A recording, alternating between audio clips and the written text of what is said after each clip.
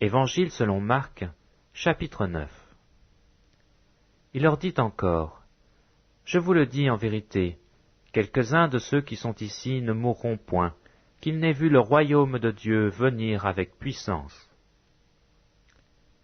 6 jours après, Jésus prit avec lui Pierre, Jacques et Jean, et il les conduisit seuls à l'écart sur une haute montagne. Il fut transfiguré devant eux. Ses vêtements devinrent resplendissants, et d'une telle blancheur qu'il n'est pas de foulon sur la terre qui puisse blanchir ainsi. Élie et Moïse leur apparurent, s'entretenant avec Jésus. Pierre, prenant la parole, dit à Jésus, « Rabbi, il est bon que nous soyons ici. Dressons 3 tentes, une pour toi, une pour Moïse et une pour Élie. » Car ils ne savaient que dire, l'effroi les ayant saisis. Une nuée vint les couvrir, et de la nuée sortit une voix. « Celui-ci est mon Fils bien-aimé, écoutez-le. » Aussitôt les disciples regardèrent tout autour, et ils ne virent que Jésus seul avec eux. Comme ils descendaient de la montagne, Jésus leur recommanda de ne dire à personne ce qu'ils avaient vu, jusqu'à ce que le Fils de l'homme fût ressuscité des morts.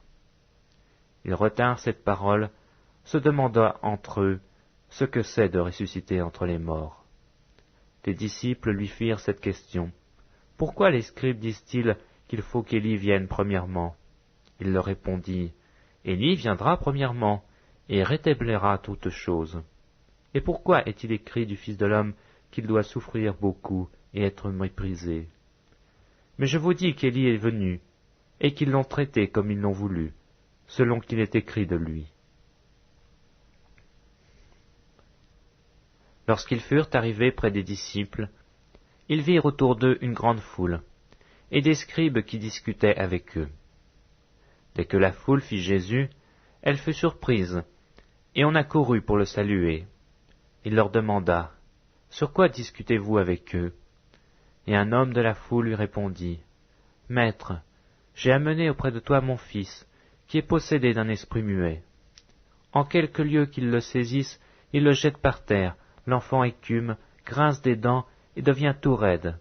J'ai prié tes disciples de chasser l'esprit, et ils n'ont pas pu. » Race incrédule, leur dit Jésus, jusqu'à quand serai-je avec vous?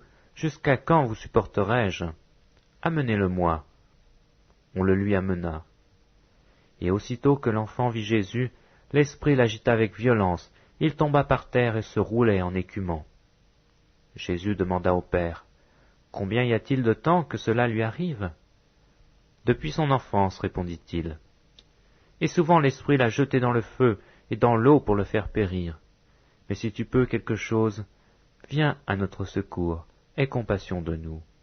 Jésus lui dit, « Si je peux, tout est possible à celui qui croit. » Aussitôt le père de l'enfant s'écria, « Je crois, viens au secours de mon incrédulité. » Jésus, voyant accourir la foule, menaça l'esprit impur, et lui dit, « Esprit muet et sourd, je te l'ordonne, sors de cet enfant et n'y rentre plus. » Et il sortit, en poussant des cris, et en l'agitant avec une grande violence. L'enfant devint comme mort, de sorte que plusieurs disaient qu'il était mort. Mais Jésus, l'ayant pris par la main, le fit lever, et il se tint debout. Quand Jésus fut entré dans la maison, ses disciples lui demandèrent en particulier, « Pourquoi n'avons-nous pu chasser cet esprit ?» Il leur dit, « Cette espèce-là ne peut sortir que par la prière. » Ils partirent de là, et ils traversèrent la Galilée. Jésus ne voulait pas qu'on le sût, car il enseignait ses disciples et il leur dit, « Le Fils de l'homme sera livré entre les mains des hommes, et ils le feront mourir, et 3 jours après qu'il aura été mis à mort, il ressuscitera. » Mais les disciples ne comprenaient pas cette parole, et ils craignaient de l'interroger. Ils arrivèrent à Capernaum. Lorsqu'il fut dans la maison, Jésus leur demanda, « De quoi discutiez-vous en chemin ?» Mais ils gardèrent le silence, car en chemin ils avaient discuté entre eux pour savoir qui était le plus grand. Alors il s'assit, appela les 12 et leur dit, « Si quelqu'un veut être le premier, il sera le dernier de tous, et le serviteur de tous. » Et il prit un petit enfant, le plaça au milieu d'eux, et l'ayant pris dans ses bras, il leur dit, Quiconque reçoit en mon nom un de ces petits enfants me reçoit moi-même. Et quiconque me reçoit non pas moi, mais celui qui m'a envoyé. » Jean lui dit, « Maître, nous avons vu un homme qui chasse des démons en ton nom, et nous l'avons empêché parce qu'il ne nous suit pas. » « Ne l'empêchez pas, répondit Jésus, car il n'est personne qui, faisant un miracle en mon nom, puisse aussitôt après parler mal de moi. Qui n'est pas contre nous est pour nous.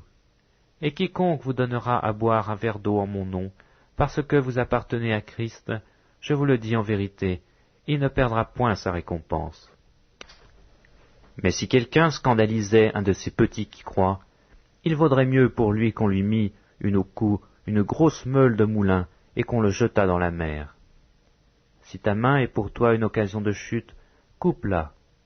Mieux vaut pour toi entrer manchot dans la vie, que d'avoir les deux mains et d'aller dans la géhenne, dans le feu qui ne s'éteint point. Si ton pied est pour toi une occasion de chute, coupe-le. Mieux vaut pour toi entrer boiteux dans la vie, que d'avoir les deux pieds et d'être jeté dans la géhenne, dans le feu qui ne s'éteint point. Et si ton œil est pour toi une occasion de chute, arrache-le. Mieux vaut pour toi entrer dans le royaume de Dieu, n'ayant qu'un œil, que d'avoir deux yeux et d'être jeté dans la géhenne, où leur ver ne meurt point et où le feu ne s'éteint point. Car tout homme sera salé de feu. Le sel est une bonne chose, mais si le sel devient sans saveur, avec quoi l'assaisonnerez-vous? Ayez du sel en vous-même, et soyez en paix les uns avec les autres.